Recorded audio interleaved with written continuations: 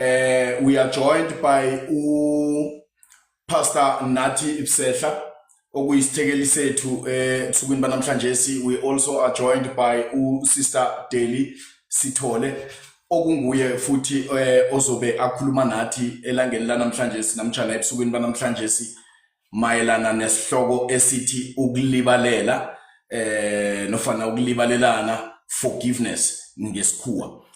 Ngiyanilotshisa zithekeli nobabili Nathi Ipsehla nawe Deli, ngiyanilotshisa begodwa ngiyanamukela. Sikhambisana no Mr. Ipsehla okungubsehla omkhulu lephezulu. He's our moderator for this live tonight. So kuzobe kunguye othatha probably ama questions here and there nakunabantu ababuzako, and then nakukhona abafuna ukungena uzobe abamukela nenge mhlambe ngingakaboni yena uzoba lilihlo lami. Angithome kuwe Ipsehlanyana ngikulotshise bengikwamukele via godu ngitsho ngithi ke ulotshise ababukeli ulotshise. Ngiyathokoza baba uMnguni ke ithuba onginikela lona elangeni lanamhlanje, begodwa ngiyathokoza bonyana ngibe ingcenye yenithekeli zakho elangeni lanamhlanje. Kunasi indaba ebonakala ilula nojamele kude, mari babdiso wayisondele eduze, indaba yokuqolela. Ngiyathokoza, ngiyakulotshisa begodwa ke ngilotshise abayingcenye ye-podcast yanamhlanje. Sike ngingakhohlwa ke ukulotshisa ke uDeli eduze kwami lapha, ngilotshise no Chief. Ngiyathokoza bathe silibize ngesikhuwa phambilini, ngizolibiza ngesikhuwa njalo. Siyathokoza Ipsehla. Sister Deli, ngithanda ukunikeza wena leli thuba manje ukuba ubulise ababukeli abasibukele la, ubulise nje wonke umuntu, uyi-introduce futhi. Okay, Sanmanani, Kamalani Deli Sithole from Delmas. I'm a motivational speaker. I'm also a GBV activist. Bese ngiphinde ngibe usisi owakhetha inkosi nomsindisi.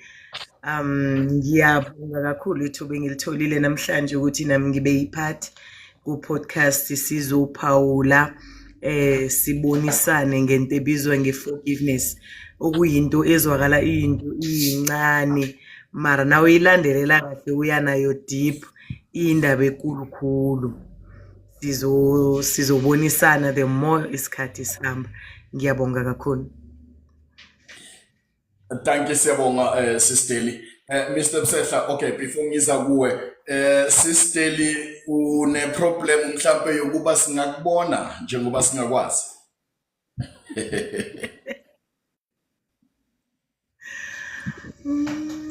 Jesu Kristu.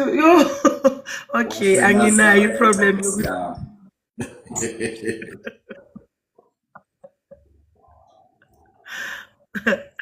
anginayo problem.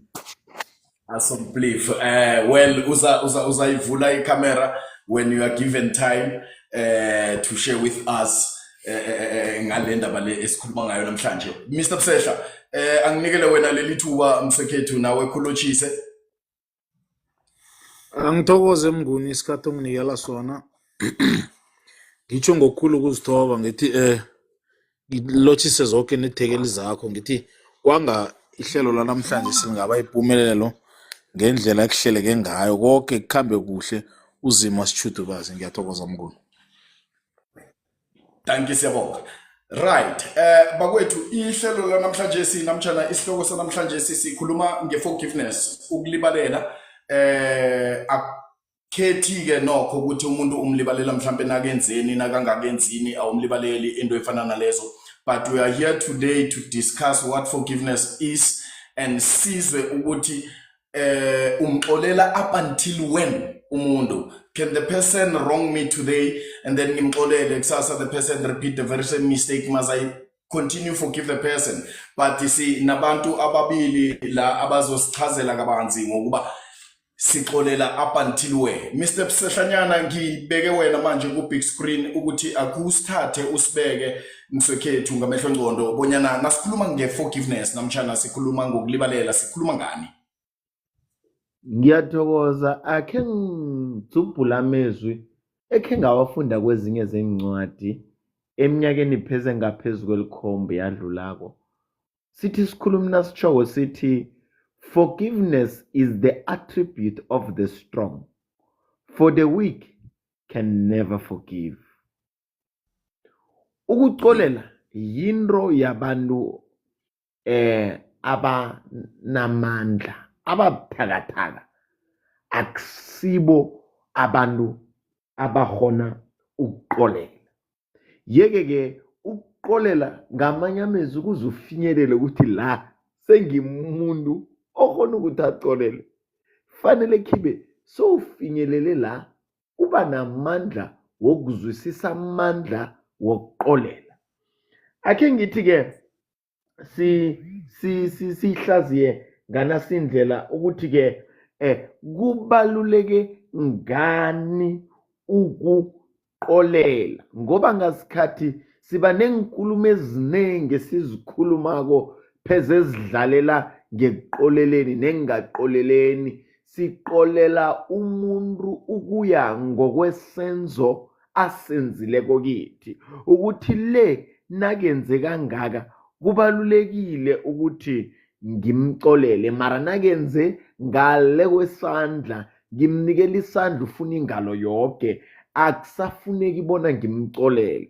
Uzomunye akhuluma amagama ukuthi angazi ukuthi haye siwathatha la magama uthi I will forgive but I will never forget.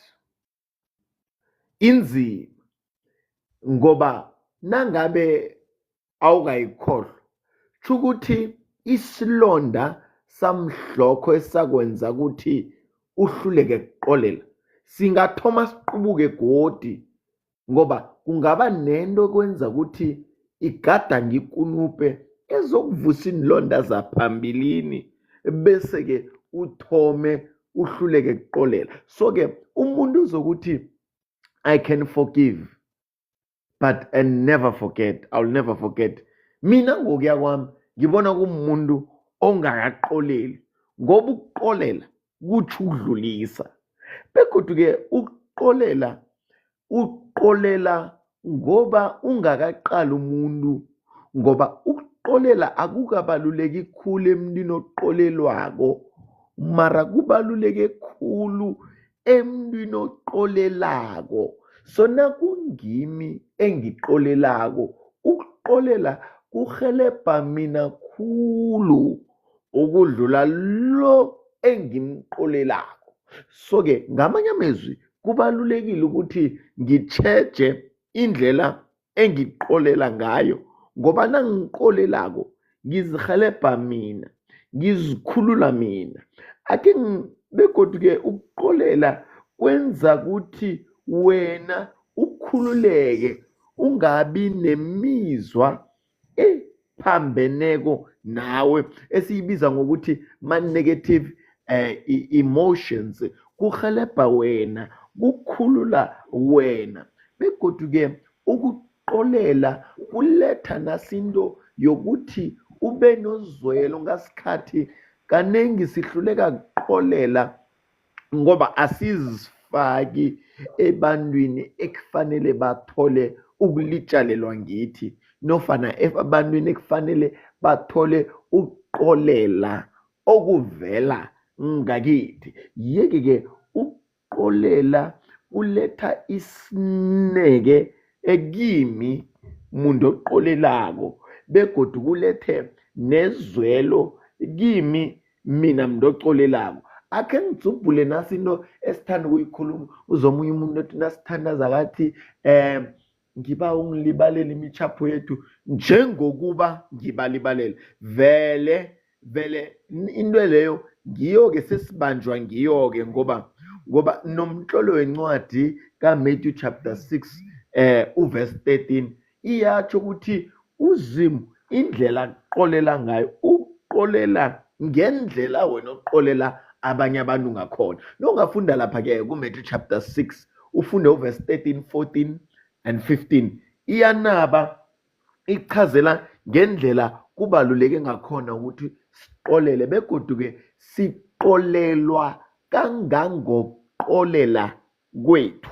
Akhe ngiyibuyelele, siqolelwa nguZimu kangangokuqolela abantu abasonileko thina, ngoba sithi sibawu silibalele imitjhapho yethu njengokuba sibalibalela labo abanemitjhapho ngakithi nofana abachaphele thina. Yeke-ke ukuqolela kungaleyo ndlela begodu kubaluleke ngaleyo ndlela. Ukuqolela akusikukhuthaza umuntu kila mezwi ovizileko nakusika imihlelo ukuthi kukhuthaza umkhuba omumbi ukuthi umuntu awubuye. Qolela asiqoleli ngoba sikhuthaza umkhuba loyo ukuthi aqhubeka wenze, mara siqolela ngoba sidlulisa lento ephambi kwethu sikwazi ukuthi ekugcineni ubudlelwano bami nawe bungalimali, ngoba esikhathini esiningi ngelimi lesiyeni we end up fighting relationships instead of situations. Sigcine silwa nobudlelwano bethu. Kunento esenza ukuthi mina nawe Mnguni singaboni ngelihlo elilodwa, mara ekulweni nepengu nofana ekulweni nento le esenza bona mina nawe singaboni ngelihlo elilodwa, ngigcine ngilwa ubudlelwano bami nawe. Lapho ngiyayilahla ngoba ekuqoleleni umuntu nengaqoleleni umuntu ekulungiseni, never find yourself fighting relationships in replacement of fixing situations. Ake ngiyibambe lapho kanje Mnguni. Okay, yeah, siyathokoza kusehlanyana, sizokubuya ngakuwe, sizokuragela phambili nangemibuzo mhlambe ezobe iqondiswe ngakuwe. Njenganje asisamukele uSesdeli. Sesdeli, Akwande bhuti. yes mama, sikhuluma ngokuxolela. Kuyini ukuxolela njengoba usavula ikhamera? Okay. Yazi according to mina ne, Yes. ukuxolela kuyigama elibonakala ngathi kuyigama elincane mawulibhala or ulifunda. But masese ulihlaziya okanye ulicacisa, luqukethe umoya omningi ngaphakathi kwalo. Exoleleni khona umoya wokuthula, mele kube nomoya wokuzwana, mele kube nomoya wokuzwisisana, mele kube nomoya wothando.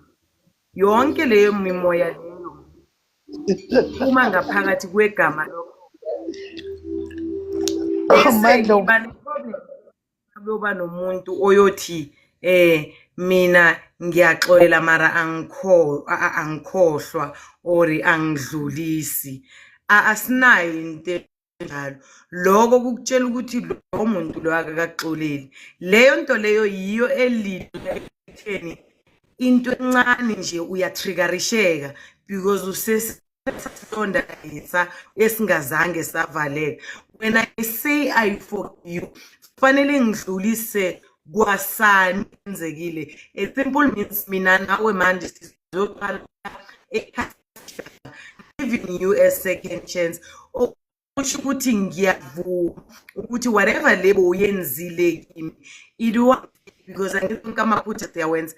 Ukhona ukwenza into emuntwini ungaqondanga, you deserve ukuthi uxolelwe. So uxolelwe unikwa ithuba or unikwa incwadi entsha ubhala yonke into kabusha. Angazi noma iyezwakala na. Yes, sikulalela mama. This is what I define as uxolo. Yeah, so for now ngizoyiphosa la sizwe abanye ukuthi bona ayibona kanjani because it's too deep. Izofuna vele ukuthi sibe nesikhathi esiningi marango uzosizwa kahle ukuthi udlulise uthi uyangixolela. Okay, i-network yakho ihamba iyakhatha lapha nalapha, but ke it's fine.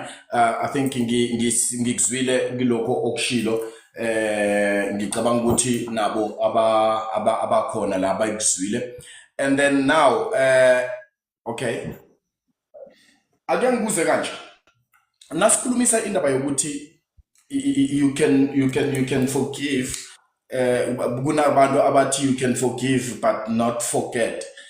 Labo ngamanye amagama kuveza ukuthi abakaxoleli according to the statements engiyitholayo from the both of you.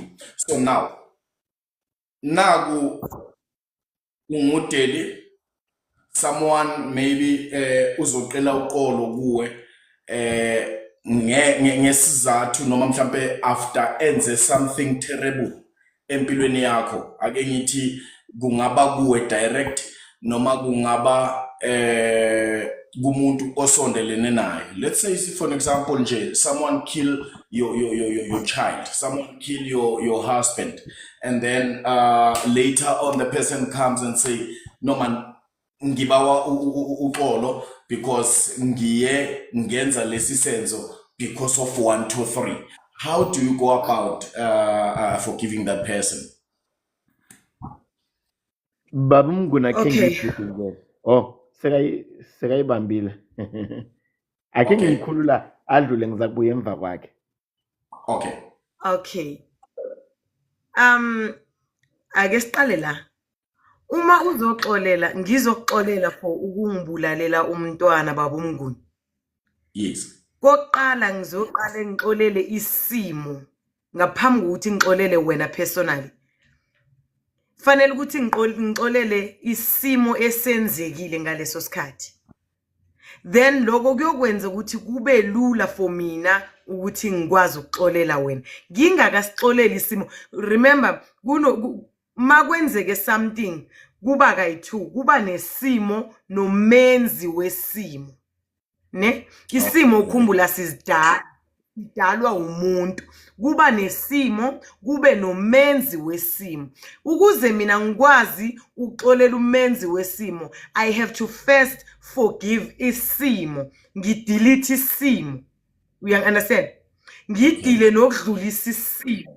Sengidile nokudlulisa isimo, kuba lula for mina ukuthi kena noma sengifunda incwadi ezifana nabo Ephesians 4, ngikhona ukuthi zingene kimi zingakhe ngazi ukuthi ngiyakhona ukuxolela. Nanoma ngabe ngeke kube into ukuthi ngingakhona ukuxolela manje, but ekuhambeni kwesikhathi ngizokhona ukuxolela because ngikwazile ukudila nesimo, ngaxolela isimo, then it's easy for me ukuthi ngikwazi ukuxolela wena personally.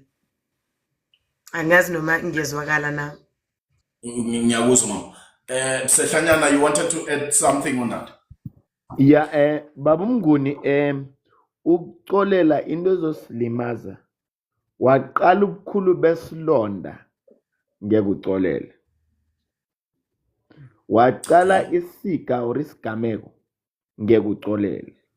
Ngoba ngibone omunye ngathi nguthandeka Rose ubhale lapha wathi some wounds never heal. Sonke isilonda siyaphola. But healing is a choice Baba Mnguni.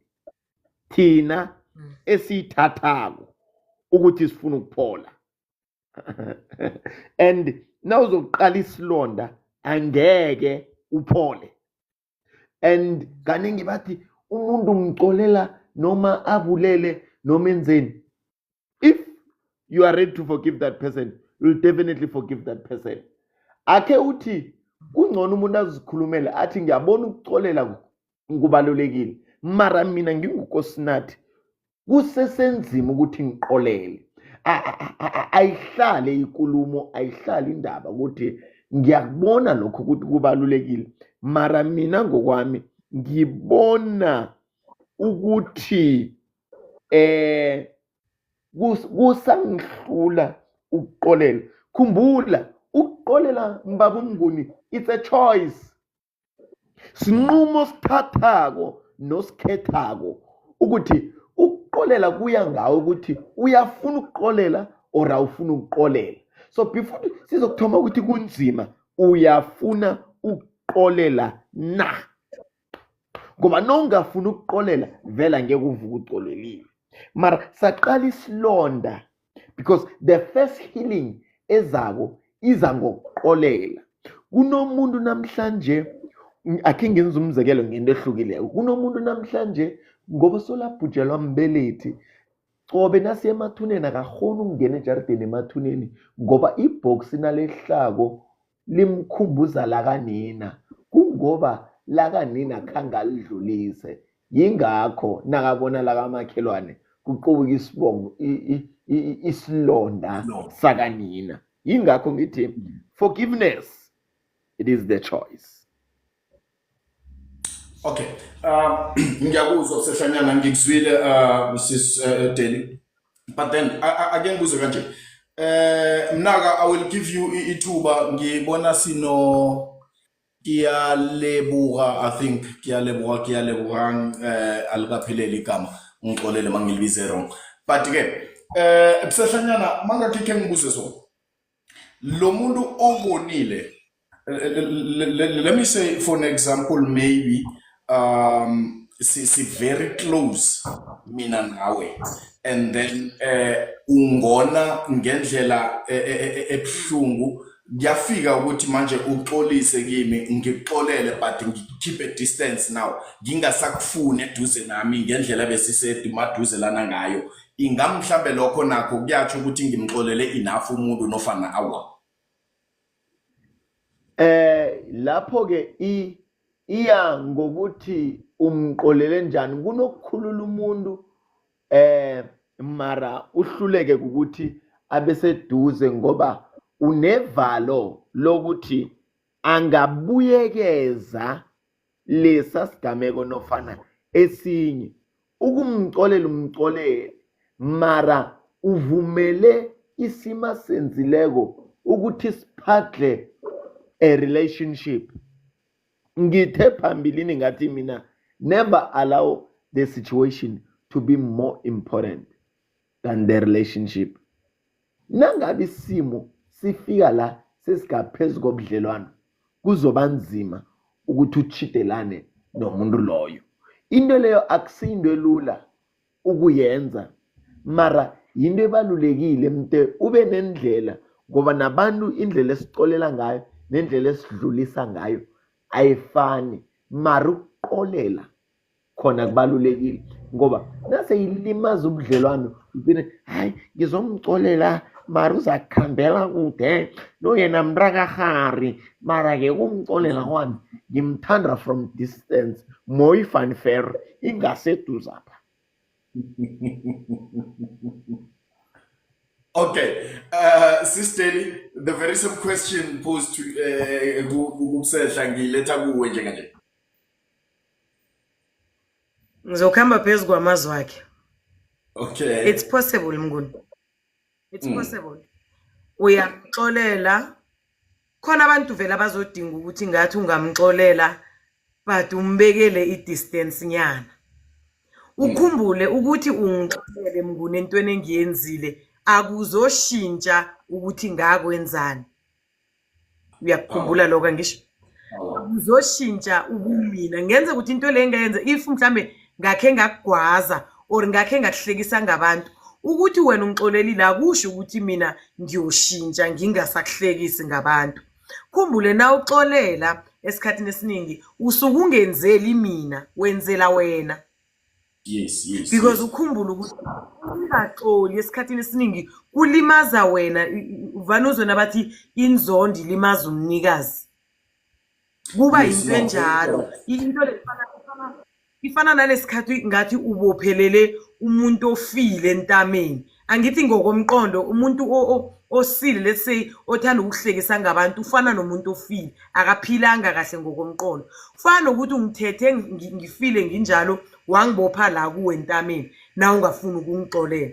Kanti nasese uthi you know what ngiyamrelease uDeli ngiyaphuma kuye ngiyamxolela anginankinga naye but ngidrawa iline sengakha umngcele phakathi kwethu. Ukwakha kwakho umngcele it doesn't mean uyangizonda or awukakangixoleli. Ungixolele but ungithanda from a distance. Ngathi ngingaba le nawube le akusiyinzondo ke le. Ngiyayi-encourage because abanye abantu ukuthi siyabaxolela akusho ukuthi bazoshintsha indlela bangayo. Leyo nto asuka yenze kuwe iyinto mhlambe ayiyo and akaziboni uwrong. Khumbula abanye abantu sibaxolela abangaxolisanga just because wolimalayo ngokuthi na ungibona kufanele kube khona ukushintsha kwemizwa, facial expression nantontoni. Ilimaza wena ngoba wena ihloko yakho iyarereka. Yami ihloko engabereki kuyoba nzima for wena ukuthi utolerate sitolerateane mina nawe. Kanti iba ngcono kakhulu uma ngabe wena sewukhethe ukuzithoba because ukuxolela khambelana nokuzithoba ngisho. Kufanele ukuthi kube nguwe ozithobayo, wena obonayo ukuthi into le vele it's too much for wena. Wena nguwe ozozithoba bese mina uyangiyekela ungidrawela lowo mngcele awusangisondezi eduze kwakho. There's nothing wrong with it. Okay, thank you mama. Msehla, mnaka ake nginikeze wena leli thuba mfo ngicabanga ukuthi uzwile ithekeli zethu sibekile ngesikubekako mayelana noxolela nofana ukulibalela.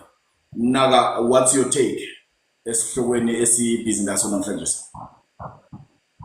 Ngiyathokoza Mnguni, ngithokoza kakhulu unginikele ithuba.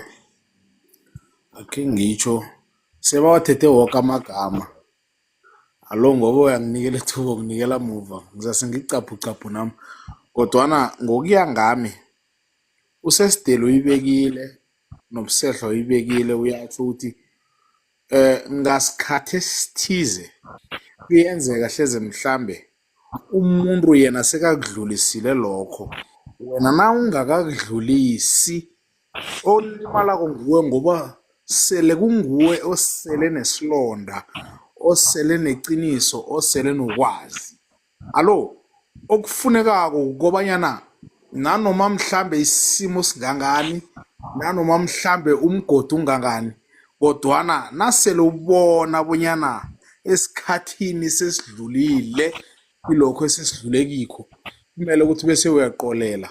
Kumele ukuthi bese uyazikhulula nawe bese uqolele bese uyadlula entweni njalo. Ngoba nasele ubambile ungasaqoleli sekuyokusuka kulimala wena nanoma umuntu lo yaseka happy udlula mhlambe anabantu abanye abathile sekahleka okuthize kuba ngathi sekahleka wena kana kahleki wena nakuwa kasekho lapho seka ku another level yesimo bese ubona kwanga wena usesephasanyana kunaye namtjana lokho kwakulimaza ngaphambili kuzokulimaza worse. Alo, let it go, let the past be the past, forget the former things, then ipilo besiqhubekela phambili. Ngiyathokoza Mnguni. Thank you mnaka. Ngiyaleboga.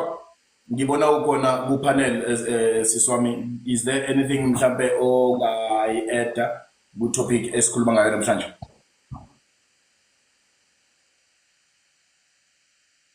Ngiyaleboga. You are muted if mhlambe uyangizwa la ungakhona. You are muted yawuzwe. Sanibonani, Akwande. ninjani? Siyaphila manjani? Ngiyaphila. Nginizwile konke niyakhuluma, nginizwile amaphuzu wenu nonke. Baba Mnguni, Yes. kune enye into ngiyanizwa nithi kuyaxolela let it go in but kune enye into angekhe wayidlulisa. Umuntu ungazitshela ukuthi okay ngimxolelile ngipholile mina enhlizweni yami and then akakhambelele ukuthi but there is a but. We understand? Kune ezinye izinto angekhe wazidlulisa and then akukho easy ukuthi uzidlulise. Can we maybe give an example of one mama into esikhuluma like ngokuthi le ngeke wayiqolela? Mina kunabanye abantu bangenza izinto ezimbi ne angekhe ngizichaze kakhulu kune abanye bangenza izinto ezimbi and kumanje bangithreaten ukuthi bazongenzani mina ngazitshela ukuthi yazi I don't care we understand because umuntu uyazikhohlwa into yena le akwenze yona we understand acabangele kwamanje but le la sidlule khona angacabangeli ukuthi sidlula kuphi sidlula esikhathini ezinzima lezi ukuthi umuntu uyakuwona that extent yokuthi uwonile bese yena ukhohliwe bese ucabanga ukuthi wena ukhohliwe asikhohlwa lula kanjalo okay asikhohlwa lula kanjalo kunama situation amanye abuhlungu umuntu ukwenza into ebuhlungu acabanga ukuthi wena ukhohliwe although ukuthi wena awukhohlwanga ukuthi umuntu lo wanyenzani okay angikubambe lapho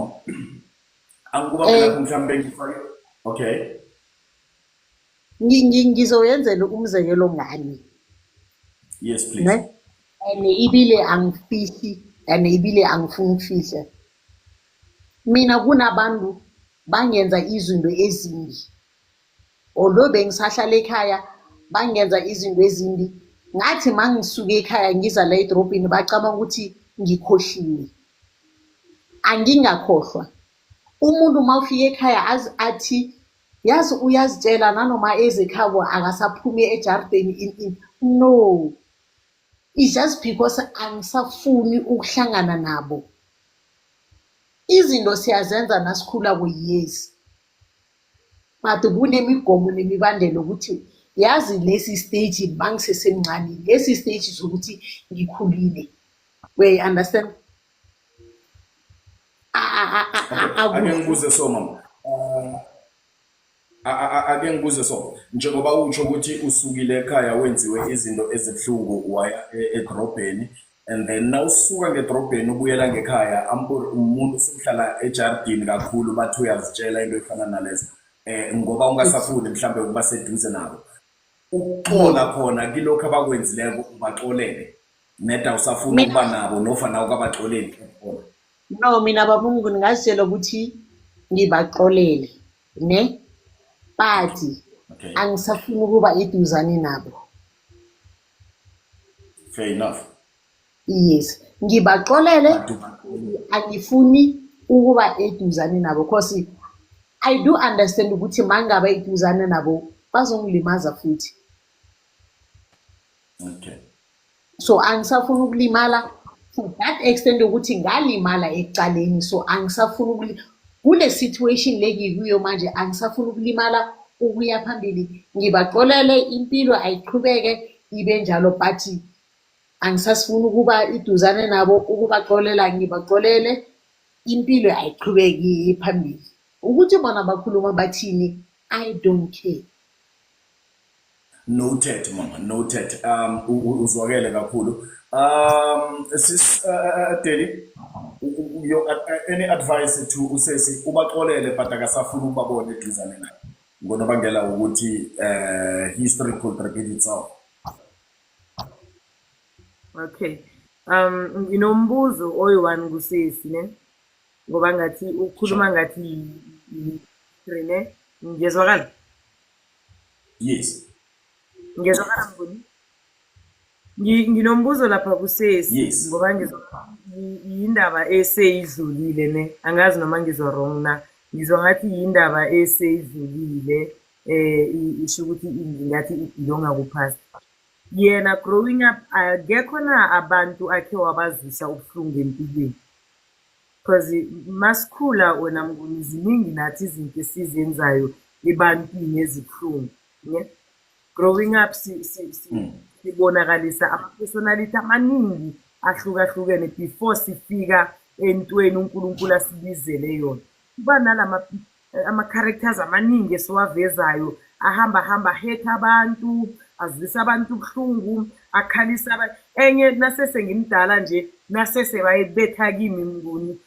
kukhani ngihlala phasi ngibona ukuthi hey mosinto le yini engikhe ngayenza kusibanibani yazi kanti weza ubuhlungu kangaka bengimncane azange ngikhona ukuyi-understanda khane ngiyi-understanda manje sengimdala so that's why ngifuna uku-understanda kuyo ukuthi yena nakahleli phansi yena ayi-one because enye into-ke isisize ngokuxolela yilo ukuthi ucheck ukuthi mina le nto le esengiyikhalela kangaka namhlanje mina zange ngayenza na kusibanibani usibanibani loyo unjani naye wangixolela noma Tilfandaga akangikhulumisi na for into engamenza yona mhlambe ngo-2014 nawuthi uyachecka wenza i-self introspection uthola ukuthi usibanibani loyo sewayidlulisa leyo nto akasenankinga nami noma ngivele uyangijabulela sekazungibiza nangosisteli kanti ngamgqebhela indaka iduma ngelinye ilanga mara manje uya-understand ukuthi sengimdala ngangingumntwana so ngifuna ukuthi sisachecka ahlale phansi enze i-self introspection ukuthi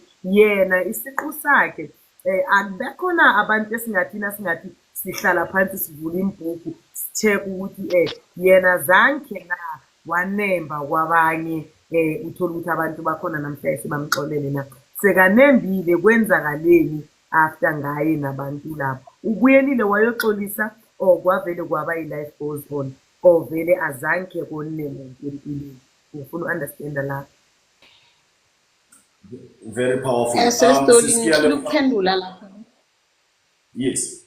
Sesitoli ngicela ukuphendula lapho ne. According to me, mangithi ngiyachecka ekukhuleni kwami mina nginenhliziyo enhle kakhulu. Angingathi noNkulunkulu uyazi. Mina nginenhliziyo enhle kakhulu.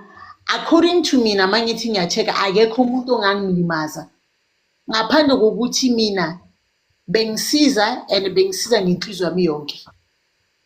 Ngingaqalela ukuthi umuntu uzorithena isizo lelo mina ngimsize ngalo bheki. Ne? But lento iyabuya backfire ubani backfire kimi for wini for usizo lwami. Mangisiza bengisiza ngisiza ngenhliziyo yami yonke. And ngingaqalela ukuthi umuntu uzorithena that thing le ngimsize ngayo I return it back. You understand? But today mina sengiba umuntu omubi kibo. That's why bathi umenzi uyakhohlwa but umenziwa akakhohlwa. Mina angikhohlwa la ngibuya khona.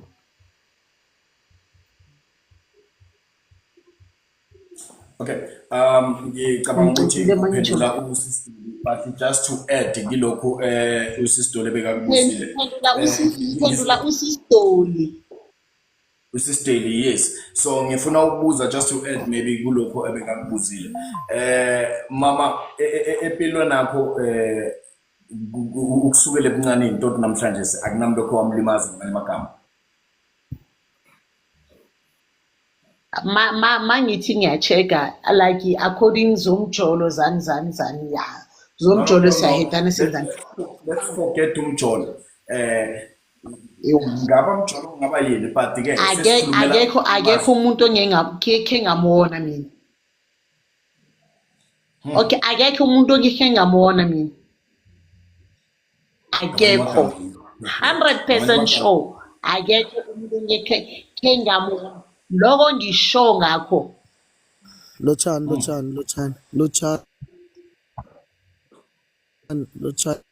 Right, siyabonga Kiyaleboga sisteli bophendulekile. Ngingasho njalo kona ngingasho njalo nanoma ngingayitholanga straight le mpendulo mara kancane ngiphendulekile akunankinga singadlulela phambili. Okay, sinikela ithuba if you still have got anything to say Kiyaleboga. Ngibawa sinikele Innocentia ithuba ngibona ukhwelile phezulu seemingly kunento mhlambe afuna ukuyi-eda naye phezu kwesihloko esikhuluma ngaso forgiveness ukulibalela. Sis Innocentia sawubona.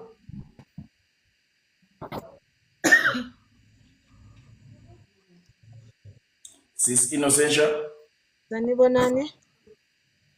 hayi uyaphila mama. Siyaphila. Siyaphila nathi.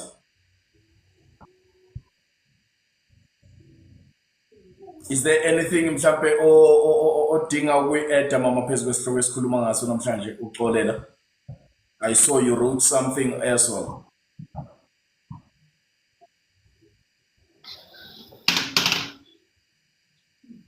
Sis Innocentia? Okay. You are ake muted. ngibuze ake ngibuze Hello? usesi lapha. Hello? Yes, Sis Innocentia. Oh, yes. Ngithi mina ukuxolela kuya ngokuthi mhlambe ukuxolela like into ekhona into ebalekile futhi kakhulu, but it's not that easy.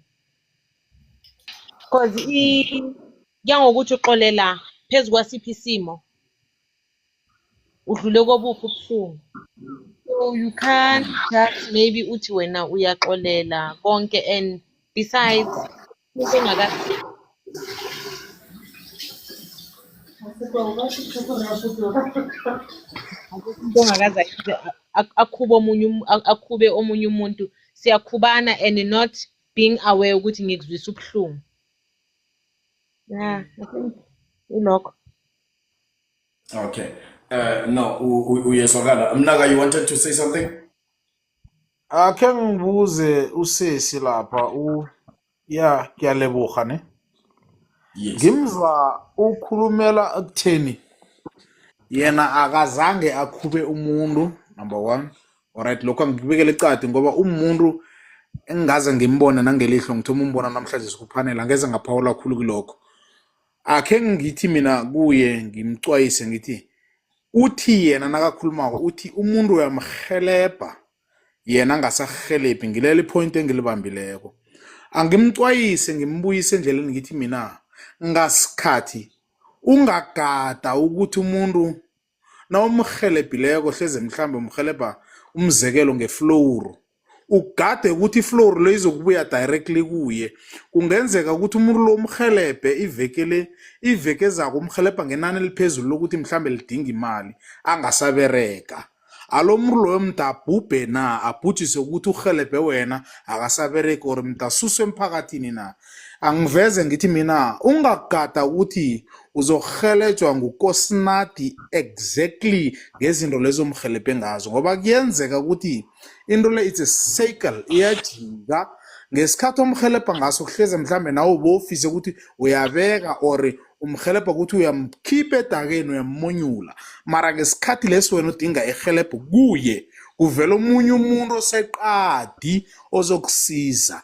Unga expect it directly ukuthi lokho akuhelebhe ngakho uzaba sesimeni lesi okiso wena kusasa. Engiveza ngilokho ukuthi ungagadi exactly the thing azabe mhlambe akiyo ngaleso sizathu. Ungamjudge ukuthi umuntu lo ukhamba nge-X5 mina ngikhamba nge-1400 kosalethe exact thing. Number 1 ukuthi ukhamba nge-X5 akusingeyakhe, ngenza ukuthi ngeyebhanka uhlezi izinkolodo enranyeni example. Angithi ukuthi kunjalo, mara ke ungagadi the exact person ukuthi kosa abe nguyo. Kunabanye abantu abangahelebha ecadi, hayi ukuthi wena mhlambe na usisandla lapha directly sokubuyiswa ngeleso sandla, ngenza ukuthi sibuyiswe ngomunye umuntu osecadi. Ngiyathokoza Mnguni. Thank you. Ngiyaleboga, ngiyacabanga ukuthi uzwile sisiwami obekukhulunywa ngokusehla manje. Ake ngibuze ake ngiye kuwe Sehlanyana. Usisi Innocentia la uveze indaba yokuthi okay, but before ngizokuya kulokho akuvezile, uveze indaba yokuthi ungaqali ukuthi ulibalela ini, na ulibalelako libalela, and you must forgive and forget. That's what you said, Sehlanyana. Nasisungulako lapha ekuthomeni manje usisi Innocentia uveza indaba yokuthi at some point you look at the magnitude maybe yaleli nxeba leli ibona ukuthi akusilula lexoleleke. Angazi ukuthi ungathini wena ngalokho Sehlanyana, but then before maybe you can have anything to say ngilokho akuchileko ekutheni kuya nangobubanzi besilonda mhlambe nofana ukudipa kwazo. Sehlanyana, angibuze wena ke njengomuntu ongekhe ulibalele kuphela kodwa uzokulibalela ukhohlwe njengokufeza. naku uyangena ngekhaya ufunyana umma babhiyesaha ngaye and then ngemva kobanyana ufunyane babhiyesaha ngaye ubawa ukulitshalelwa uzokudlula sinjani lapho Sehlanyana? Baba uMnguni akusinto elula kodwana into efanele ngiyenze ukucolela. Baba uMnguni nasizokuqala isiga or isigameko angeke sivuke sicolelile. Ngizwe ukuyalebuka akhuluma amagama ukuthi umenziwa akakhohlwa. Anginakinga namagama layo nanoma mina ngokuya kwami ngingawasekela ukuyaphi. Nasizokuqala ezinye izinto baba uMnguni fanele ukuqolela i-decision awuqali kunezinye izimo uthi hayi mara le ibdisikhulu nangabe forgiveness is the key ngoba baba uMnguni nasigaqoleliko umuntu loya ngasikhathi izinto zakhe nazilungako wena ungakamcoleli kuba nguwovuvuka ubuso. Ke baba uMnguni kwesibili ayikho levane siyikhulumele kanti ngithanda ukukhuluma ngilaba abakholwako angiyazi mina vane bayithethephi. Uzima uyangiphendulela ufele mntwana njengoba uzima uyangiphendulela. Shothi uzima ngajamisa impilo yomunye umuntu ngenxa yey'nyembezi zakho kuphela. What if umuntu loyo uxolisile kuzima akaxolisi kuwe? Umbuzo uzokuthi what if ube buthakathaka ukuthi angazokuxolisa kuMnguni mara wakhona ukuxolisa kuzimo? Umbuzo uzoba ngiloyo ukuthi uzima ngeke ngamxolele na? Uzovela amxolele uzimo nedi ukuthi thina sesaqala ukuthi senza ngathi uNkulunkulu he works on our revenge. He does revenge for us. nguNkulunkulu osiphendulelayo ngoba wenza revenge for us. What if the very same God othandaza kuye umuntu lolisene naye uthandaza kuye uNkulunkulu into ayiphendulako angeke ibe bulungiswa na because he's a just God? Mbuzo ngizowubuza ukuthi yena uNkulunkulu kuye akathandaza kalili kuye na? Akhe ngithi ngiye endabeni ka-Innocent yokuthi isilonda na ubukhulu baso ukuqolela kwakho nofana akumedwa silonda ngoba forgiveness, I repeat, it is a choice. Kusinqumo sithathako ukuthi fanele ngiqolise.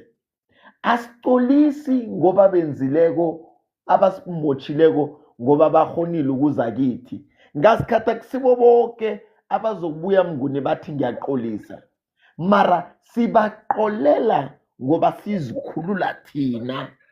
Mara nasigabaqoleliko siyababibha la enhlizweni zethu kangangokuthi impilo zabo nazithoma zimeruzela, impilo zabo nazithoma ziphumelela, thina siyakwata kuba ngathi uzima kaphendula imthandazo. Angitsho sithembe ukuthi uzima uzokujamisa impilo zabo bese zethu aziphumelelise. Sithembe njalo. So what if the very same God esimthandazako naye bathandaza loyo uNkulunkulu na? uNkulunkulu yophendula abantu ayekele abantu.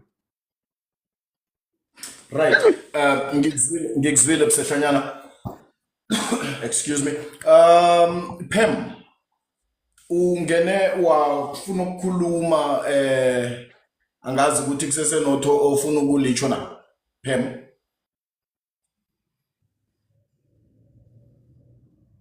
Pam. Okay, siyadlula. Sister okay, nangu Pam. Pam. Lotshani akusinguphem ngumgidi ngeza kwakhe ngedalmas la. Yeah, Iye ngibona ukuthini na? ngibize ngibona. Yeah, ngifuna ukuthi nakathi usisikele ikyalebuga uthi yena uyazazi unehlizwe ehle nozidimo uyamazi unehlizwe ehle. Ayikhona lapho sekutera ukwazi ukuthi ugide bese yazimahlela phela. Ngithi abantu esiphila nayo emhlabeni kumele sikutshele ukuthi unehlizwe ehle kangangani or unehlizwe embi kangangani. wena nawuthi uzimu uyakwazi, yes uzimu uyakwazi, mara ngithi abantu abaphila nawo mele kubele ukuthi usonephi, azange usone ku. Awukwazi ukubhala itest bese uzimakhela wena. Ngithi emele sikumakhele le test uyiphila la emhlabeni. Ngiyathokoza. No, uzwakele ngumfakela. Mr. Prime, Akwande, lihlwile. ngihlwile mina ukuthi kunjani? Akamani ngakuzwakele. Sithokoze. Siphezu kwesihloko mfo sokulibalela. Ngiyanizwa mina ukuthi nicacada nayo. Kodwana ngilami lokubodlwana lithi indaba yokuxolela ayisiyo yabesana. Into yokuxolisa ayisiyo yabesana. Ngitshwela ukuthi akusiliblomu emde ulindele kuphi nakuphi. Kodwana ngine-analysis yami mina babomnguni ngento yokuxolela. Into yokuxolela nento yokuxolisa it's more genetical khe ngitsho njalo. Sengibani nobani onomoya wokuxolela. Kunamanye amafamily wabantu khe ngithi mhlambe those who believe ebazimini banabazimu abatshela ukuthi laba abantu laba baqoli. You can do into eyi-1, ungabenza into eyi-1 10 years uqolise kayi-100, they will never be sorry or they will never forgive you. So yona kuyinto emde uthi na umuntu uzame ngamandla ekutheni ukuthi umuntu nakwenza okumbi. I normally say ngithi it's best to apply the swimming pool principle. Swimming pool principle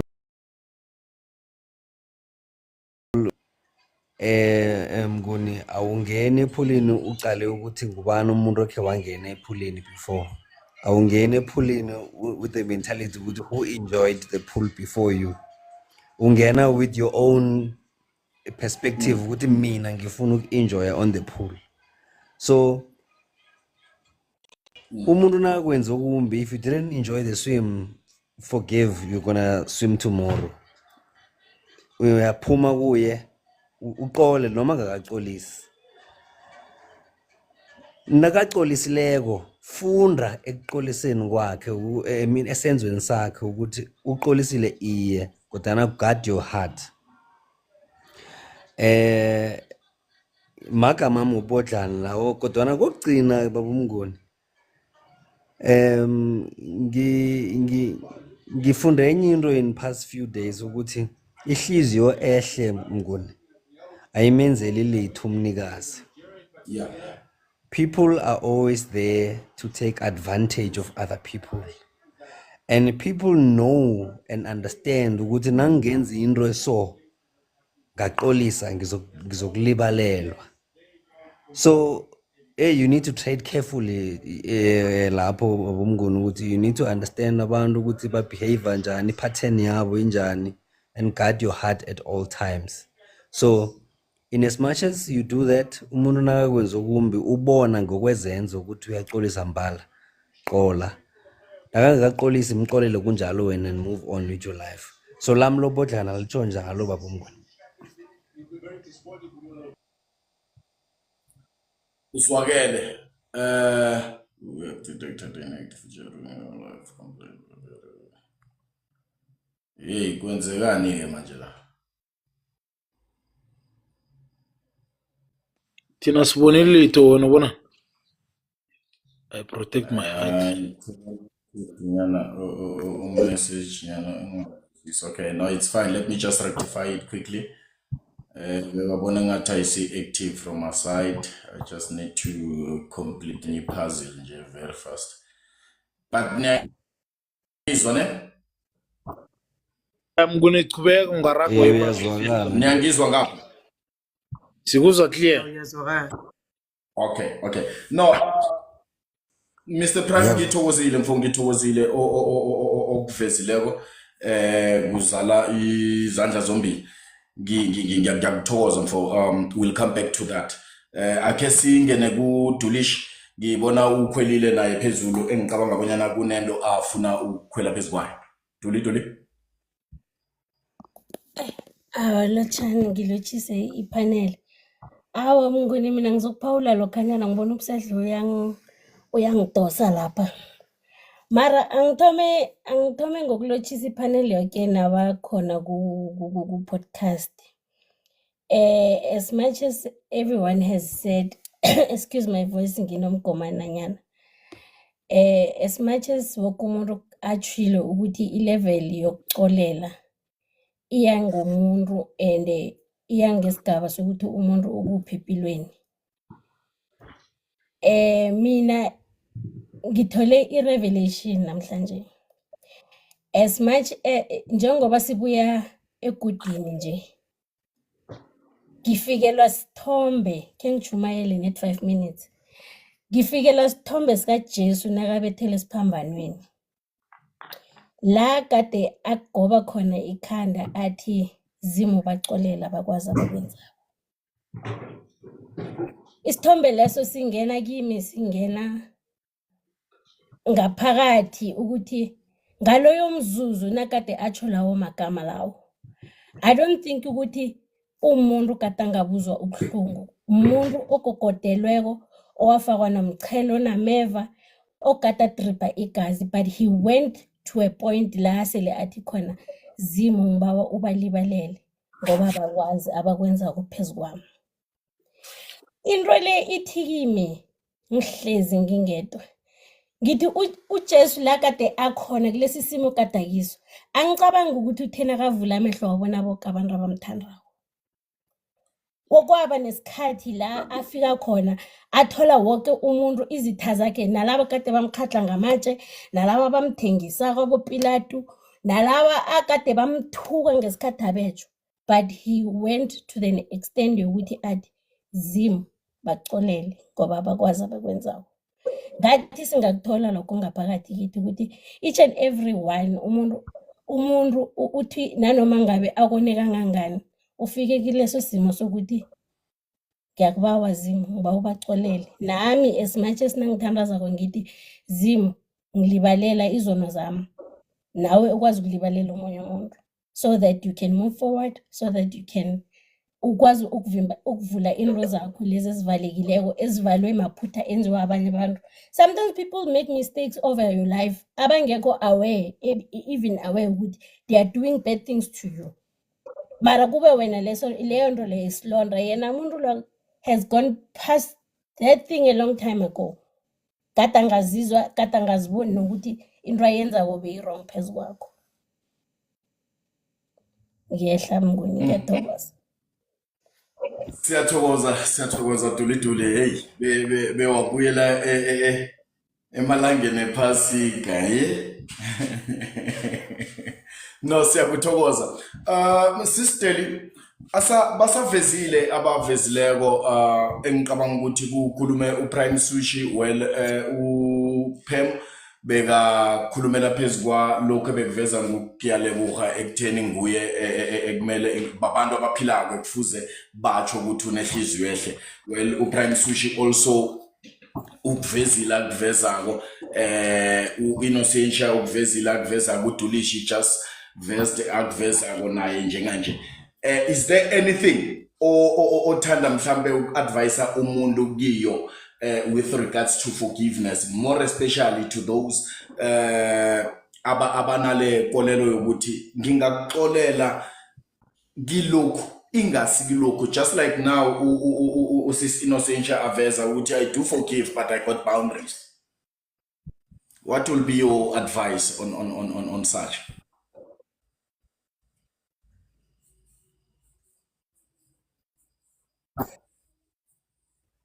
Yazi lama boundaries aziwa yini Mnguni?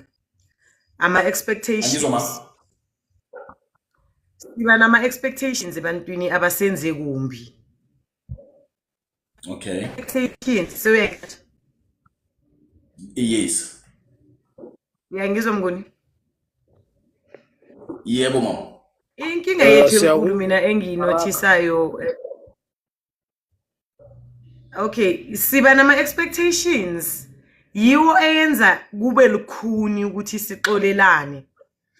Nangikwenze kumbi uba nalento leyo ukuthi yazi ngifisa ngathi uNkulunkulu angamphanisha or ngathi abezimu bangamenza ini bese inhliziyo yakhe ibabhlungu na ubona konke lokho kungenzeki.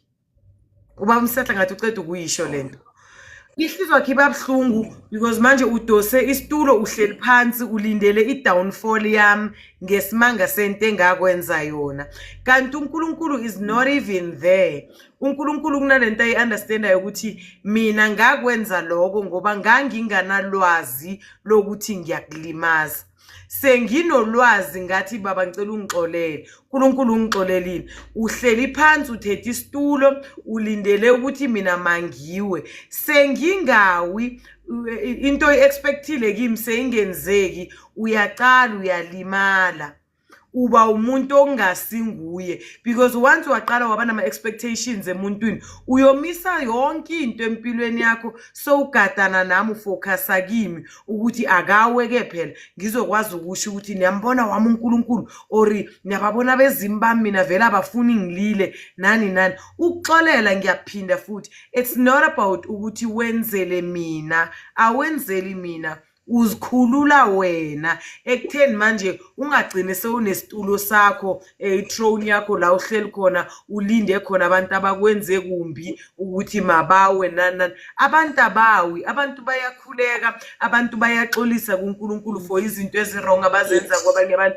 That's why sibabona nanoma sekuthiwa wabulala umuntu wayoboshwa wadonsa waphuma ejele makabuya avele aqala impilo entsha abe yinto enhle emangazayo lapho thina esisahleli sisalindele ukuthi hayi uNkulunkulu athi amaXhosa usezongcuncutheki.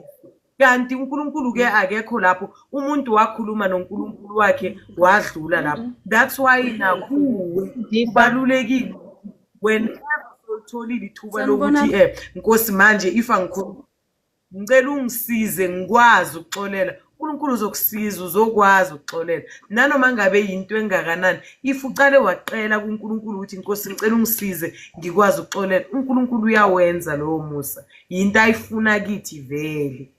Angazi noma iyezwakala na. No. Ngiyakuzwa mama. Sisaselapho yini ebhlungu kakhulu ukuxolisa nokuxolela? Makuthi khona ebhlungu. Ukuxolela angeke siyibalekele eyokuthi ukuxolela. Ukhumbule ekuxoleleni la kunalesikhathi la sekumele sixolele khona umuntu ongaxolisi. Kunalesikhathi la sekumele uxolele umuntu oxolisa ngoba nakaphushwe udeli ukuthi hayi man awukhulumanga kahle nomnguni ixolisa kumnguni. Uyambona man ubhuti Nkosinathi ukuthi sekamani uyaxolisa ngoba deli kusho wena. Kubhlungu ukuxolisa. Akusimnandi and more especially mawuthi uyambheka umuntu wakhona usaqhubeka nalento le noma angasayenzi kuwe but usayenza kwabanye abantu ngapha wena umxolelile. Ukuxolela I think it's more painful than ukuxolisa. Ukuxolisa kwesinye isikhathi uyaxolisa ngoba nakuvela ufuna udlulisa ukuthi kube for the sake of peace. Basho njalo masese bayilanda kahle bathi for the sake of peace ngizoxolisa. Kaningi abantu abaxolelayo baba Mnguni to be honest with you bambalwa abaxolisa ngoba vele azibona uburong. Abanye baxolisa ngoba ushaywa isazela nje but ukuxolela kuwes baba Mnguni. Okay. No, ngikuzwile mama. Sehlanyana naku umbuzo. Sehlanyana kuyenzeka ke sonene ngaleyo ndlela esonene ngayo. Akufiki kimi ukuthi ngixolise kuwe. Kodwa na ake ngithi ngikonile reg ngendlela engibone ngayo. So sele kungafiki kimi ukuthi ngixolise ngoba mhlambe kuba nzima kimi kuwakhipha amagama ukuthi I am sorry.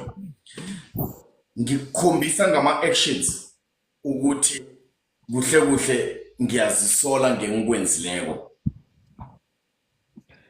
Ithathwa sinjani leyo?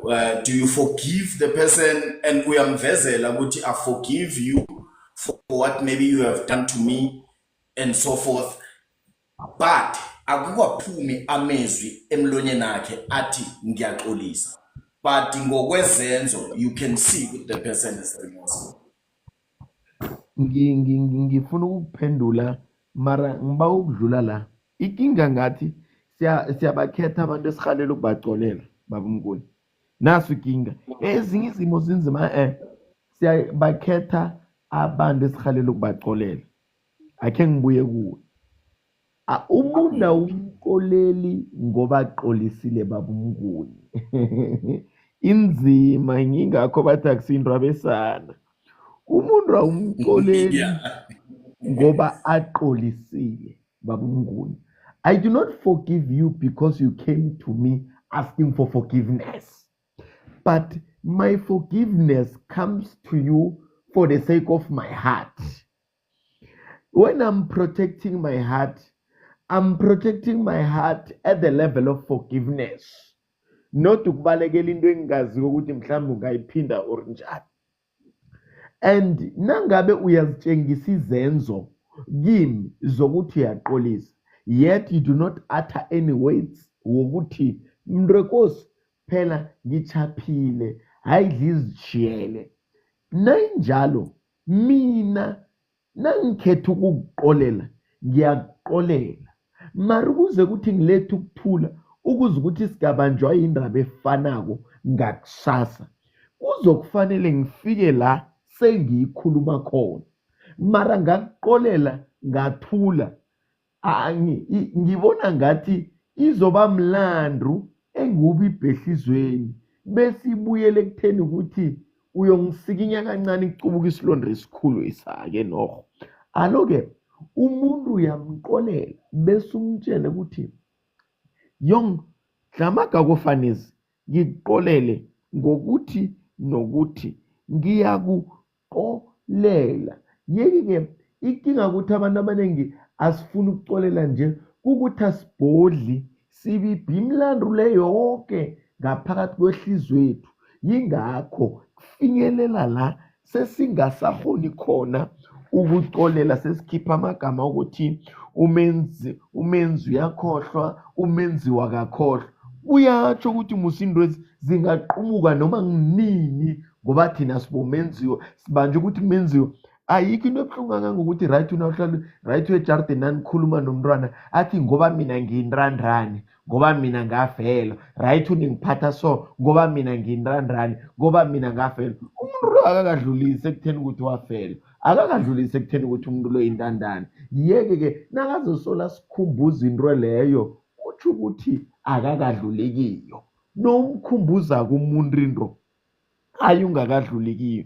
Ngiyabuyelela nawuqolelako baba Mnguni awukhuthazi ukuchapha komuntu ukuthi ndayibuyekeze, mara uqolela ngoba uzikhulula wena ehlizweni. Hayi ngoba manje sithathe ngathi abantu nasibaqolelako we are giving them a loophole for them to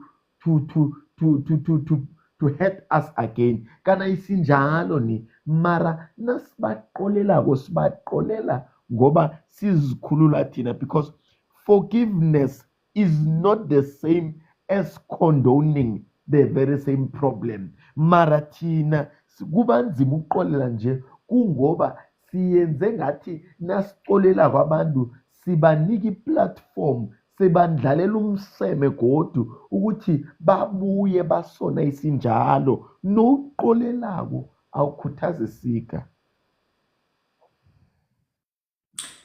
Uzwakele asenze so sizokuba umama gogo akhwele phezulu asakhwela ngiba ukunikela leli thuba kuwe Prime. Ngikuzwile busehlanya. Um, ngiyathokoza baba uMnguni. Ngithanda ukuveza elinye iphuzu baba uMnguni ukuthi yeah, wait Dimpo, let me just speak here. Baba uMnguni ngithanda ukuveza elinye iphuzu and then yinto mhlambe engiyikhuluma from experience, into engiyibonileko emndenini engikhulele kiwo. People ukuthi ukubahlangana nabantu ebathi nabakwenze kumbi banga acknowledge ukuthi bakwenze kumbi yet bakwenzela into oyithandako. That is a problem because nangazi ukuthi uDeli uthanda ama flowers ngidischarge firearm of which is illegal. Ngimdischarge firearm of which is illegal. Kusuka la ngikhambe ngiyomthengela amathuthumbo. Ngithi ngiyaqolisa akakhulumi ngomlomo. Did I commit that I will never do this again? No. So kungenzeka nakho lokho ukuthi kungenzeka nakho lokho ukuthi you can still do it again and still buy. You acknowledging ukuthi ngikulimazile but you're not acknowledging that ukuthi yeah we are acknowledge ukuthi into engiyenzile ku wrong but you're not acknowledging the fact that ukuthi you are promising that ukuthi you will never do it again. So that is a problem. Emphasizing. Yes, yes. So that's where the problem is. Ukuthi you can't be at a state where you are saying sorry ngezenzo but you're not committing to not repeating the deed. Then what's the point of saying you are sorry if you're not committing to anything? Because if you're gonna say I am sorry, then you need to say what are you sorry for and how are you gonna try and avoid to do that again. So umraro usukube lapho mina ngikubona kwami ukuthi ngiqala izenzo ungakhomithi ngomlomo wakho, then I can't hold you accountable because sasa la ungayiphindi into leyo. Ngithi mina ungenzile into le before umuntu athi ya mara zange ngitsho mina ukuthi angeke ngisayenza go again. So exactly, because back to square one. Said, I'm sorry. Yeah, back to square one. We understand ukuthi ngizama ukuthini. So that is a problem baba uMnguni ukuthi if you acknowledge I'm sorry le inezinto ezimbili baba uMnguni. Inento I mean inento yokuthi ngisorry because ngenza isenzo. Kodwa umuntu nakangakayithatha ayise ku second stage ukuthi how do I then avoid to do that again? Then awukaqedi because of umuntu lo nakangakaboni ukwenza ukuthi isenzo sakhe sithomephi sibangelwe yini and then anga-avoid kanjani. Kushuthi into leyo uyayiphinda ngelinye ilanga mhlazana akhohlweko mhlazana akwatileko, ngoba nazi into embili ezenza ukuthi umuntu aphinde isenzo ukwata nokukhohlwa. So it's very powerful. So ngizama ukuletha umkhumbulo ukuthi if umuntu akakhulumi ngomlomo wakhe, and into leyo mina ngikhuluma from experience. I have a lot of people kuma extended family ngikhulumela abo malume abokhari in abantu abakhulele esimeni sokuthi abakafundi ukukhuluma nanyana ukuthi bakhomithe ukuthi nangikwenza into wrong ngiyaqolisa and angeke ngisaphinda. Umuntu kwenzela into ezihle nje athi ngiyamazi lo ngiyomthengela utshwala ngiyomthengela ibhodlelo leHennessy awuzoba right yokujabula and then life moves on, but you haven't committed to ukuthi uyisolve njani nanyana how do you prevent isenzo leso. Ngiyathokoza. Uzwakele Prime, I think what you are saying it's very true and it's very correct because into eyenzekako le yes, I saw somewhere khona bekabhalile ukuthi showing remorse it counts, but at the same time what Prime is saying is very important. uzomenzela umuntu mhlawumbe umthengele ibhodlela lokukhombisa kwanga uyaqolisa and so forth, but deep down we don't know if indeed you are apologizing for whatever you maybe you did to the person. So okubalulekileko kuwakhipha ekugcineni kwelanga amagama athi ngibawa ungilibalele nenge nangambala ushowa ukuthi engikwenzileko akusikho kulungileko, and then that should not be a problem for you to utter the words, my understanding. So le yezenzo le iba nzimanyana. Sister, I don't know if is there anything you want to say? Yeah, ngithanda uku-eda la kule nkulumo yaka accountability.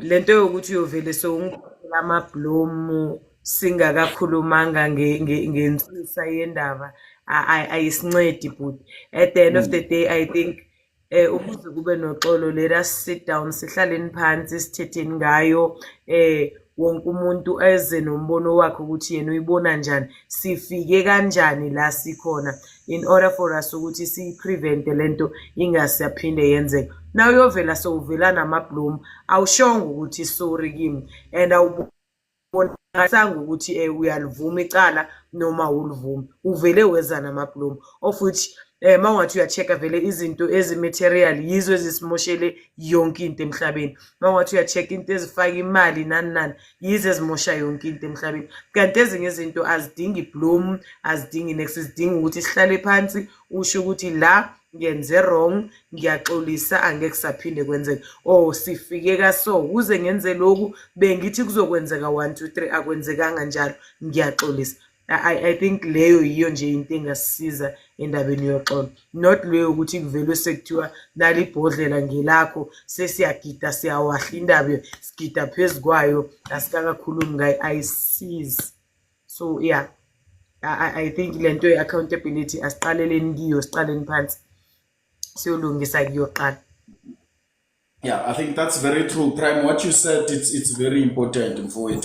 And into eyenzekako, like you are saying, Guti, when you talk from experience, I've experienced that too, whereby if family ikwatise ngendlela ethile nofana ke ngithi batsho amagama athile kuwe angasimnandi, bakulise bangasakhuluma nawe for the whole ake ngithi more than 2 years whatever, and then ekugcineni kwelanga ngonobangela ukuthi wena zange wathoma ukungasabakhulumisi kube ngiba abakulisayo, and then when you continue being yourself bayabona ukuthi ampuru lo muntu manje siyamlwisa kodwa yena akekho lapho, ngoba wena nawufika uyabalotshisa niyaqhubeka impilo iragela phambili, then bayabuya kuba babantu abaright se manje kukhulunywa ngale ndlela ebekukhulunywa ngayo, kodwa the elephant in the room is never addressed. Isusa sokubana kuba yini iminyaka emibili yonke bangakukhulumisi ayikhulunywa, and then kuba nzimanyana vele lapho ekutheni ungakekhe umthathe same time loyo muntu ukuthi sengixolelile angakaxolisi. It's important. So but abadala bethu kuba nzima ke ukuthi bawakhiphe amagama ukuthi bayaxolisa. I think it is our responsibility as abantu abakhula namhlanje ekutheni sizame uku-instilla this I apologize thingy ebantwaneni bethu nakulaba abangaphasi kithi, ukuze kusasa bakhule ngokwazi ukuthi once wenza into wrong to someone you need to apologize, and we also need to apologize to our own kids lokho nasibonileko, singathi hayi ngingibaba okusalako, hayi ngingumma okusalako. Lokho nawenze okwrong emntwaneni, once you apologize, there's something that you are instilling into the person. So ngokubalulekileko lokho. Well, sehlanyana ngibona isikhathi sethu siyasibalekela, angikunikele mhlambe imizuzu bemibili uthoma amezwi wokuswaphelisa ebusukweni banamhlanje. Baba Mnguni, akhe ngiswaphelise ngento ipendulo nasi engihlekisana. Baba Mnguni, amabhayi, ukuya emabhayini nomuntu njengoba umonile akusikho ukuthi ngiyaxolisa, ngizwe kuhle. Njengoba unobudlelano nomuntu ngiyakhamba ngiyokusolva, nanifika lapha nemabhayini anikasolve nibalekela indaba ngokuya emabhayini. Ubudlelwano obuningi mmotshwa ngilokho. Ukuya eJabula Fontaine akusikurarulula umraro. Qalana nomraro ucede ngawo for uya lapho. Ngoba kanengi nulalisa ngokuya eJabula Fontaine bese nithi nusolvile. Anika usolve. Nehlise nedigwebo kuphela. Marikinga ayikafikelwa into ebizwa ngokuthi ipengu. Iphuzo lami lesibili ngu-Efesu chapter 4 uverse 32. Yibani mnene nihawukelane, nilibalelane njengombana nozimu anilibalela ngoKristu.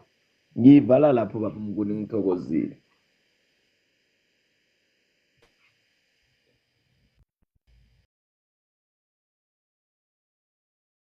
Sister, Aha. you're closing with? Umnguni unikela mina. Uxolela Oh. uyangizwa manje? Uyangizwa? Yes. Ngisaphinde ngiyabuyelela emagameni ami. Ukuxolela awenzeli mina, wenzela wena. Ngoba into yokuzonda nokubamba abantu ngenhliziyo ilimaza wena, uthola ukuthi mina engakulimaza angisekho lapho.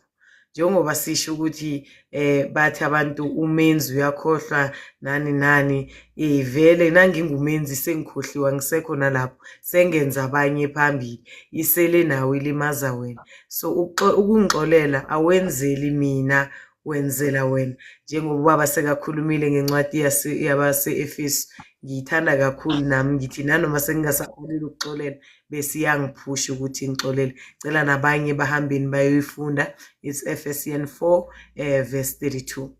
Ngiyabonga. Thank you, Mom. Nge-accounting kaPam, baba kwakhe anginikele wena ithuba ube namezwi wokuvalelisa. Thokoza baba Mnguni. Sengiyisonga mina ngifuna ukuthi singacabanga ukuthi uzimo ubereka ngama-feelings zethu lokha nasona abantu. Singacabanga ukuthi uzimo uzomisa iprogram yakhe ngenxa yokuthi senza abantu kabuhlungu. Hayi ama-feelings zethu. Thokoza baba Mnguni. Mntwana enkosi. Mr. Brian? Amezwi okuyisonga.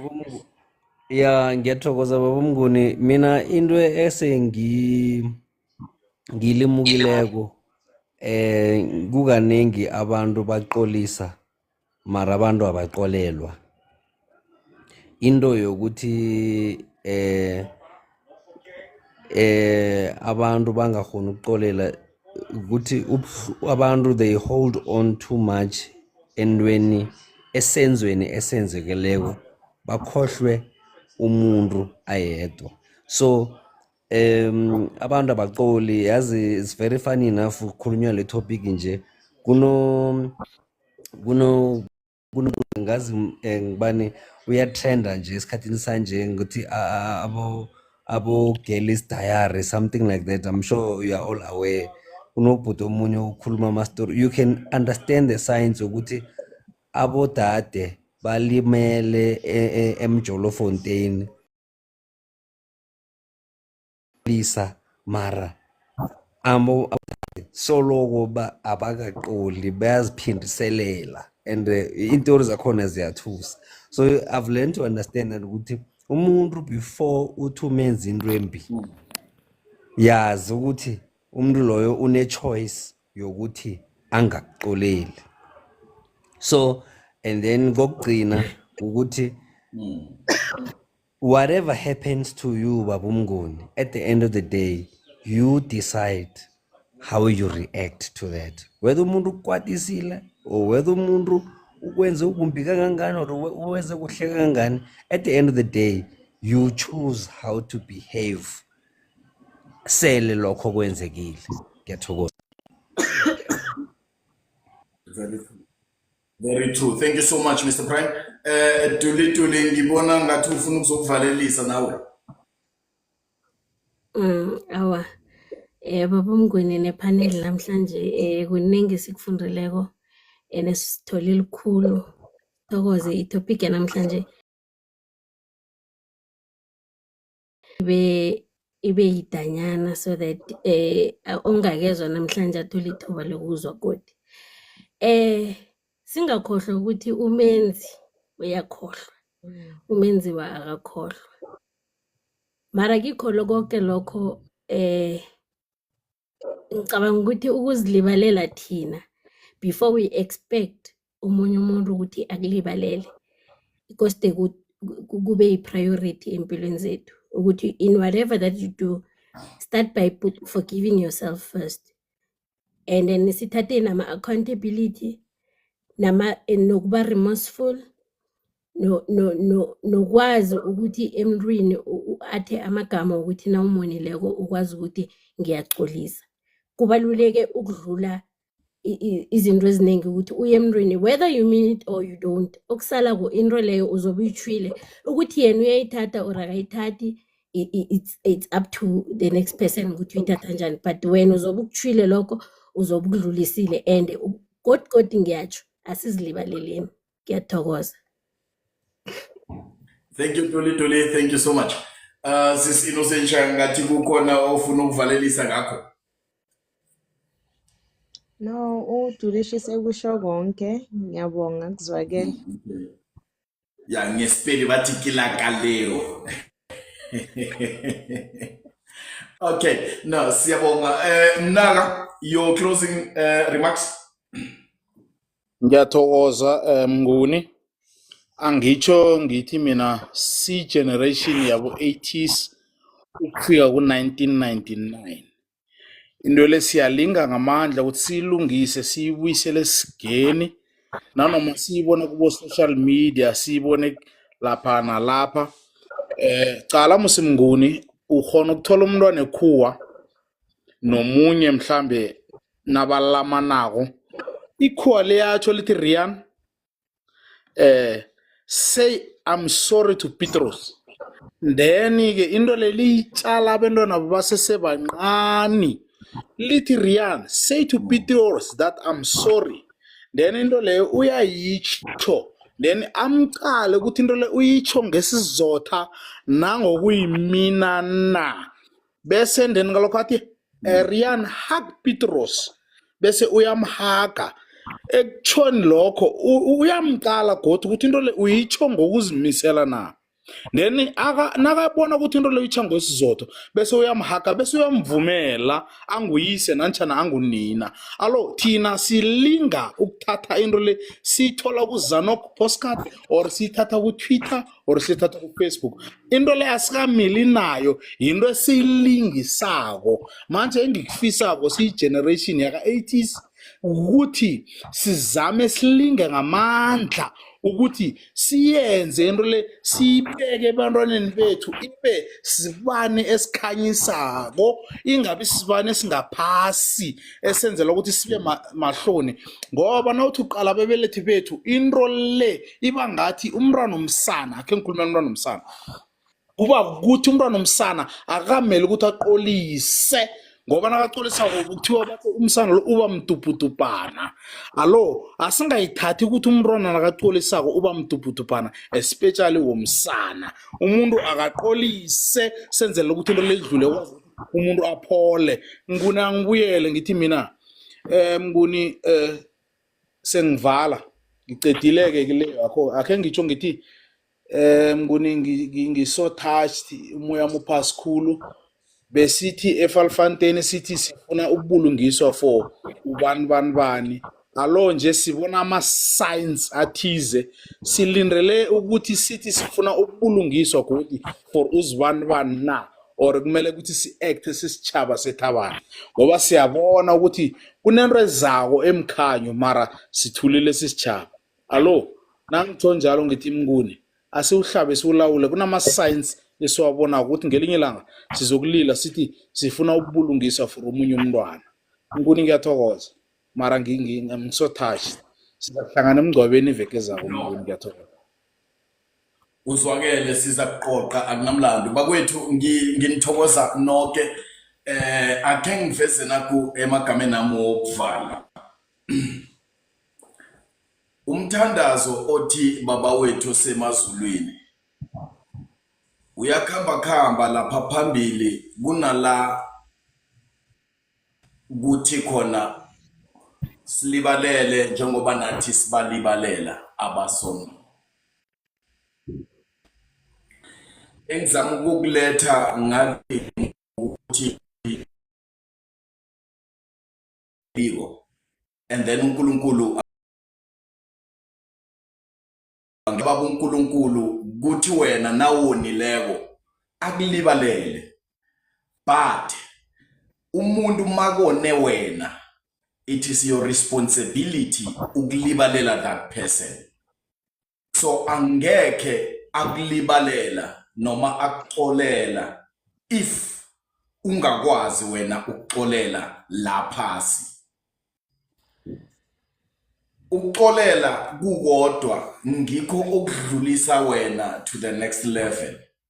Lokho mawuku grade ethile esikolweni kunama subject athile engafanele uwafeyile na kanjani. Once you fail them nanoma manye uwaphasile, you don't progress to the next grade.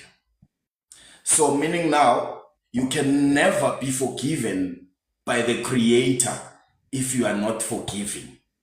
Bakwethu manje ngokwamnguni Sibongo jebe.com, this is Zanonke podcast. Ngithokoze nonke ekutheni ngithathe ithuba sibe sonke sesiudeli. Ngithokoze khulu mama ekutheni ube nathi namhlanje Dulish. Thank you so very much ukungihlanganisa noDeli. Pastor Sehlanyana, thank you so very much to honor invitation mangubiza ukuthi yoze uzokuba nathi la. Ngithokoze nonke bakwethu nakini ebenparticipate. Thank you so very much. May God bless you. Anifakele futhi nengcondo nakwanye ihliziyo yokuxolela neyokuxolisa lokho nakunguwe omochileke omoche omunye umuntu. uNkulunkulu anenze kahle bakithi, akube buthongo. Ngithokozile. Wow.